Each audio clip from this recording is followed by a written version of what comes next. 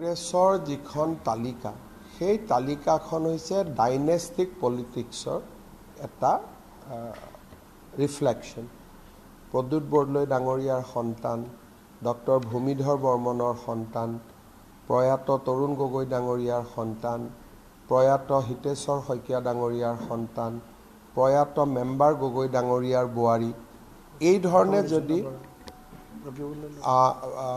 ধুবুৰীৰ সংসদৰ সন্তান, এনেকৈ যদি চাব যায় কংগ্ৰেছৰ গোটেই প্ৰাৰ্থী তালিকাখন সতী সন্ততি কোনোবা নেতাৰ ল'ৰা ছোৱালীৰে বংশানুক্ৰমিক এখন প্ৰাৰ্থী তালিকা। তাৰ পৰিৱৰ্তে আজি যদি আপোনালোকে বিজেপি ৰাজ্যসভাৰ তালিকাখন চায়, আমি কাক প্ৰাৰ্থিত্ব দিছোঁ? তেৰছ গোৱালা, দেউতাক মাকৰ নাম কোনেও নাজানে, সন্মানীয় পিতৃ মাতৃ, কিন্তু তেওঁলোক কেতিয়াও পাব্লিক লাইমলাইটত অহা নাই। যোগেন মহানৰ পিতৃ মাতৃৰ বিষয়েও সন্মানীয় হ'ব, কিন্তু কেতিয়াও তেওঁ ৰাজনীতিৰ লগত জড়িত নাছিল। ভাৰতীয় জনতা পাৰ্টীৰ গোটেই লক্ষ্যটো হৈছে সাধাৰণ পৰিয়ালৰ সাধাৰণ ল'ৰা ছোৱালীক আগুৱাই দিয়া। সেইকাৰণে কংগ্ৰেছৰ লগত আমাৰ আদৰ্শগত পাৰ্থক্য আছে। কংগ্ৰেছ দলে সদায় ডাঙৰ নেতাৰ ল'ৰা ছোৱালীক টিকট দিয়াটো তেওঁলোকৰ এটা ৰাজনৈতিক কেৰেক্টাৰ, আৰু বিজেপিৰ ৰাজনৈতিক কেৰেক্টাৰটো হ'ল যে সাধাৰণ মধ্যবিত্ত বা দৰিদ্ৰ পৰিয়ালৰ ল'ৰা ছোৱালীক আমি ৰাজনীতিৰ পথাৰখনলৈ লৈ আহা।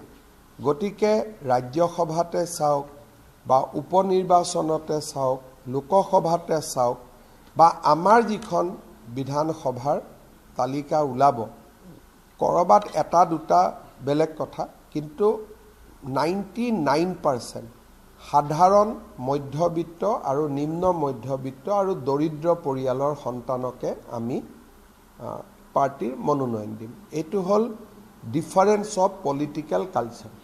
আপোনালোকে কংগ্ৰেছৰ লিষ্টখন চাব আৰু বিজেপিৰ লিষ্টখন চাব, এই পাৰ্থক্যটো স্পষ্টকৈ আপোনালোকে দেখাব। কংগ্ৰেছৰ যিখন তালিকা সেই তালিকাখন হৈছে ডাইনেষ্টিক পলিটিক্সৰ এটা ৰিফ্লেকশ্যন। প্ৰদ্যুৎ বৰদলৈ ডাঙৰীয়াৰ সন্তান, ডক্টৰ ভূমিধৰ বৰ্মনৰ সন্তান, প্ৰয়াত তৰুণ গগৈ ডাঙৰীয়াৰ সন্তান, প্ৰয়াত হিতেশ্বৰ শইকীয়া ডাঙৰীয়াৰ সন্তান, প্ৰয়াত মেম্বাৰ গগৈ ডাঙৰীয়াৰ বোৱাৰী, এই ধৰণে যদি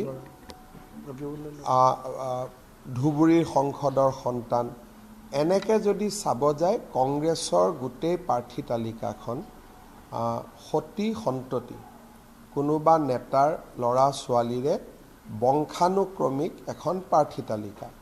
তাৰ পৰিৱৰ্তে আজি যদি আপোনালোকে বিজেপি ৰাজ্যসভাৰ তালিকাখন চায়, আমি কাক প্ৰাৰ্থিত্ব দিছোঁ? তেৰছ গোৱালা, দেউতাক মাকৰ নাম কোনেও নাজানে, সন্মানীয় পিতৃ মাতৃ, কিন্তু তেওঁলোক কেতিয়াও পাব্লিক লাইমলাইটত অহা নাই। যোগেন মহানৰ পিতৃ মাতৃৰ বিষয়েও সন্মানীয় হ'ব, কিন্তু কেতিয়াও তেওঁ ৰাজনীতিৰ লগত জড়িত নাছিল। ভাৰতীয় জনতা পাৰ্টীৰ গোটেই লক্ষ্যটো হৈছে সাধাৰণ পৰিয়ালৰ সাধাৰণ ল'ৰা ছোৱালীক আগুৱাই দিয়া। সেইকাৰণে কংগ্ৰেছৰ লগত আমাৰ আদৰ্শগত পাৰ্থক্য আছে। কংগ্ৰেছ দলে সদায় ডাঙৰ নেতাৰ ল'ৰা ছোৱালীক টিকট দিয়াটো তেওঁলোকৰ এটা ৰাজনৈতিক কেৰেক্টাৰ, আৰু বিজেপিৰ ৰাজনৈতিক কেৰেক্টাৰটো হ'ল যে সাধাৰণ মধ্যবিত্ত বা দৰিদ্ৰ পৰিয়ালৰ ল'ৰা ছোৱালীক আমি ৰাজনীতিৰ পথাৰখনলৈ লৈ আহা। গতিকে ৰাজ্যসভাতে চাওক বা উপ নিৰ্বাচনতে চাওক, লোকসভাতে চাওক বা আমাৰ যিখন বিধানসভাৰ তালিকা ওলাব, ক'ৰবাত এটা দুটা বেলেগ কথা, কিন্তু 99% সাধাৰণ মধ্যবিত্ত আৰু নিম্ন মধ্যবিত্ত আৰু দৰিদ্ৰ পৰিয়ালৰ সন্তানকে আমি পাৰ্টিৰ মনোনয়ন দিম। এইটো হ'ল ডিফাৰেঞ্চ অফ পলিটিকেল কালচাৰ। আপোনালোকে কংগ্ৰেছৰ লিষ্টখন চাব আৰু বিজেপিৰ লিষ্টখন চাব, এই পাৰ্থক্যটো স্পষ্টকৈ আপোনালোকে দেখা পাব।